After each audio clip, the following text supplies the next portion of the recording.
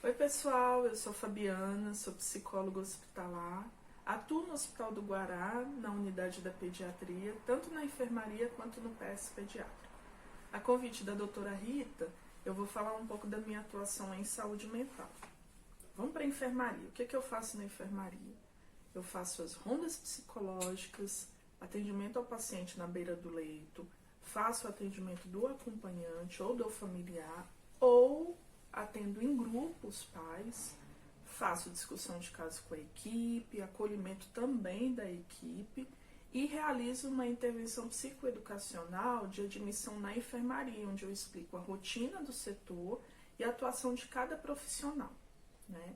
Já no PS pediátrico eu faço a busca ativa e geralmente eu sou acionada pelas pediatras por parecer em via verbal ou via física, né? E aí eu faço o atendimento do paciente, do acompanhante, ou atendimento em grupo, realizo intervenção em crise também, faço discussão de caso com as pediatras e a partir disso eu faço os encaminhamentos devidos para a rede de saúde mental. Bom, falando agora um pouco das demandas psicoemocionais que aparecem para a gente, na pediatria é muito comum a gente ser acionado por questões de ansiedade, pelo medo e a insegurança do paciente, a famosa síndrome do jaleco branco, né? Depressão por conta do longo tempo de internação, às vezes, a mudança de rotina, estresse pós-traumático, mudanças abruptas de humor, por exemplo, o paciente uma hora está apático e depois ele já está bastante agressivo, então a gente precisa estar intervindo, né? E traumas que ele vivenciou, né? Perdas, um luto recente, um luto não elaborado. Já no PS pediátrico, além disso, pode aparecer as tentativas de autoextermínio, né? As questões relacionadas a álcool e drogas, o paciente pode estar submetido ou ter vivenciado, né, alguma situação de violência física, verbal, psicológica, negligência, maus tratos. Geralmente nessas situações a gente aciona o serviço social para fazer um atendimento psicossocial, né? E aí entram os transtornos alimentares, anorexia, bulimia, o TOD, né? Transtorno opositivo desafiador, os transtornos compulsivos, alguma crise psicótica, né? E também tem o bullying, porque às vezes a criança ela demonstra alguma dificuldade de adaptação, de socialização, então ela pode estar sofrendo algum tipo de bullying, tanto na escola quanto na creche. Pessoal, é importante dizer que na minha avaliação, principalmente inicial, eu preciso construir um vínculo tanto com a criança quanto com a família, um vínculo de confiança. A partir disso, pela fala deles, eu vou ter elementos para entender melhor a dinâmica que está por trás daquele adoecimento e, com isso, fazer o encaminhamento adequado para a rede de saúde mental. Eu sempre digo que nós fazemos o suporte técnico, né? Mas o suporte afetivo ele é muito mais forte quando ele vem do familiar. Então a gente precisa envolver esse familiar ou acompanhante como colaborador desse processo. Quando a gente começar a falar dos encaminhamentos, é importante que vocês tenham ciência que é necessário a gente estar sempre acompanhando as atualizações da rede, né? Até para o paciente não ficar perdido. Os profissionais, eles se locomovem pelas unidades muito rápido, né? Então, às vezes, a gente encaminha um paciente achando que vai ter aquele profissional e ele já vai estar em outro lugar, vai ter pedido exoneração. Então, assim, a gente precisa ter essas informações constantes. Se possível, faça um contato prévio com a unidade que você vai estar encaminhando esse paciente, esse usuário, tá? Também é importante ter em conta onde esse usuário mora, né? Que a partir daí que eu vou ter uma unidade de referência para ele. Então, pessoal, quando a gente precisa encaminhar alguma criança que ainda está internada no Hospital do Guará para uma avaliação psiquiátrica, a gente não tem psiquiatra infantil no Guará. A gente geralmente manda para o Hospital da Criança ou para o Instituto Hospital de Base. O que acontece? Quando a criança tem de 0 a 12 anos incompletos, o que seriam esses incompletos? 11 anos, 11 meses e 29 dias. Prestem atenção nisso que eu vou falar muito incompleto de agora para frente. a gente envia para o Hospital da Criança para responder o parecer e retornar para a internação e ter alta com os encaminhamentos devidos. Quando a criança tem de 12 a 18 anos incompletos, a gente manda para o Instituto Hospital de Base. Agora eu tive recentemente a informação que o Instituto Hospital de Base também está respondendo parecer para crianças, né? Lembra que eu falei da necessidade de estar acompanhando a atualização das informações? É justamente por isso. As informações elas vão mudando e a gente precisa estar atento a isso para ter uma maior possibilidade de prestar assistência ao nosso público. Quando a gente faz um encaminhamento para a rede, já é o momento da alta do paciente na internação. Então, o que esse encaminhamento, pelo menos o psicológico, precisa conter? Um resumo descritivo mínimo da situação. Um resumo da situação. Lá tem que ter os dados do usuário, os sinais e os sintomas, o tempo de evolução, a frequência com que eles ocorrem, um histórico breve familiar, se o paciente ele tem um histórico, né, de tentativa de autoextermínio, quais foram os tratamentos, se faz uso de substâncias psicoativas, e aí a gente precisa também, se for o caso, anexar alguns relatórios médicos ou escolares, se houver, e a gente orienta a família. Gente, eu vou começar a falar dos encaminhamentos a partir das demandas, tá? Quando eu tenho uma demanda leve, eu priorizo as UBSs. Nas UBSs a gente tem as estratégias de saúde da família. E a estratégia da saúde da família é importante porque ela faz um vínculo com a comunidade, tem esse contato constante com a família, né? E aí ela pode oferecer acompanhamento psicológico, psicossocial, né? Nutricional. Então é uma estratégia bastante interessante.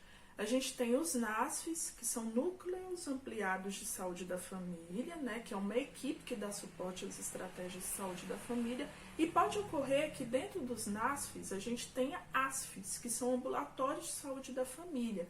O profissional tira um pouco da carga horária dele para estar fazendo um trabalho ambulatorial. Então, é uma proposta interessante de encaminhamento. A gente também tem as práticas integrativas que estão sendo oferecidas nas UBS. Atualmente, na Secretaria de Saúde, a gente tem 17 modalidades. O que interessa para a gente falando em pediatria? A Chantala, que é uma massagem terapêutica que trabalha esse vínculo da mãe com o bebê. E temos a terapia comunitária, que é uma alternativa quando eu não consigo encaminhar o familiar ou paciente, né, para um ambulatório, assim, já de imediato, quando... né, a demanda pode ser leve, enfim, eu vou para a terapia comunitária ou a clínica escola. Temos várias clínicas escolas de psicologia. Clínica escola é aquela que funciona dentro das universidades e funcionam para dar aquele treinamento, aquela capacitação para os estudantes de psicologia, né? Então a gente tem o CAEP na UNB, temos a clínica escola da UDF, da Católica, do CEUB. Então, assim, são várias opções, além de clínicas que fazem um preço acessível, né? Clínicas sociais, digamos assim. A gente também faz um encaminhamento para essas clínicas. Quando o paciente é da estrutural, eu costumo encaminhar para o projeto coletivo da cidade. É um projeto super interessante, que eles oferecem apoio psicológico, social. A criança ela tem o contato com atividade física, que é muito importante hoje, falando em saúde mental e qualidade de vida. Não dá para a gente desassociar a atividade física, né?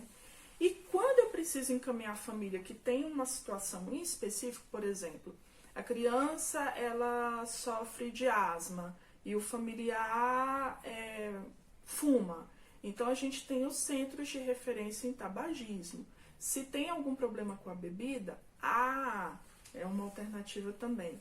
E quando há uma situação de suicídio, tem o grupo de apoio aos sobreviventes de suicídios do CVV. Então, ele é direcionado para familiares, né, para pessoas que sobreviveram, tiveram um contato próximo ali com uma situação de uma tentativa, né, ou do suicídio mesmo. Bom, a gente falou das demandas leves, né, que geralmente eu faço um encaminhamento para atenção primária. E agora vamos para as demandas moderadas, que precisam do tratamento em si, que aí a gente já está falando da atenção secundária. Geralmente, quando a criança tem de 0 a 12 anos incompletos, eu encaminho para o COMP. Se a criança tem de 12 a 18 anos incompletos, eu mando para o adolescente. Lá eles vão ter uma assistência ambulatorial de uma equipe multiprofissional e interdisciplinar. É importante dizer que o acesso é regulado, né? Eles vão ter que aguardar numa fila de espera, né? Então aí é quando é uma situação que o paciente ainda pode aguardar, digamos assim, o atendimento. Também a gente tem as policlínicas, né, de atendimentos de especialidades médicas e não médicas, atendimentos ambulatoriais. Aí eu dou preferência, né, para psicologia e para psiquiatria. Também vale dizer que o acesso é regulado. Quando eu tenho uma demanda específica, por exemplo, chega para mim um paciente com síndrome de Down, eu encaminho para o CRISDAW, que é o Centro de Referência Interdisciplinar em Síndrome de Down, funciona no Agarram, e tem uma equipe vasta de profissionais que trabalha com as estimulações necessárias para esse paciente. Da mesma forma, quando o paciente tem uma deficiência física, intelectual ou tem autismo, eu encaminho para o CER, que é o Centro Especializado em Reabilitação, que fica em Taguatinga. Quando a situação, né, é importante dizer que tanto o CRISDAW quanto o CER, o paciente e a família, eles vão receber o atendimento. Quando a situação envolve a violência, eu vou encaminhar para os PAVs, que são os Programas de Assistência à Violência, né? Cada PAV vai funcionar dentro de uma unidade hospitalar e tem o nome de uma flor. É muito interessante. Aí tem sempre o psicólogo, o assistente social, e aí para situações de violência que eu já tinha mencionado antes. Agora vale dizer o seguinte, a notificação da violência dentro da unidade hospitalar, ela é compulsória, tá? E ela serve de base para as unidades de vigilância, elas poderem estar mapeando esses dados e a partir disso promovendo políticas, né, de assistência e de combate, tá bom? É isso. Falando agora das demandas urgentes, que são aquelas que não precisam de internação, mas precisam de um atendimento imediato em alguma unidade, que seja de porta aberta, como a gente diz, a gente vai entrar no universo do CAPS, né? No nosso caso, falando em pediatria, os CAPSIs, que são Centros de Atenção Psicossociais Infanto-Juvenis. Então, eu posso encaminhar para o CAPSI as crianças e adolescentes que tiverem um transtorno mental grave e persistente e elas tiverem a idade até 18 anos incompletos, né? Se essa criança ela está em sofrimento psíquico em decorrência de álcool e drogas, aí eu posso encaminhar para o CAPSI se ela tiver até 16 anos incompletos, tá?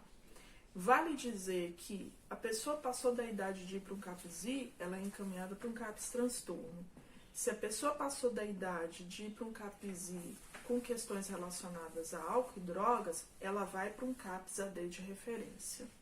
O único CAPS 1 transtorno, que é aquele que recebe tudo que nós temos na secretaria, né, na rede do DF, é o CAPS de Braslândia. É importante dizer que os CAPSIs que temos hoje no DF são o Brasília, né, que funciona dentro do COMP, o do Recanto das Emas, o de Taguatinga e o de Sobradinho, tá? Uma curiosidade, na região Centro-Sul, que engloba ali o Hospital do Guará, quando o paciente ele é da Estrutural e do Guará, a gente encaminha para o CAPSI Brasília, que funciona dentro do COMP.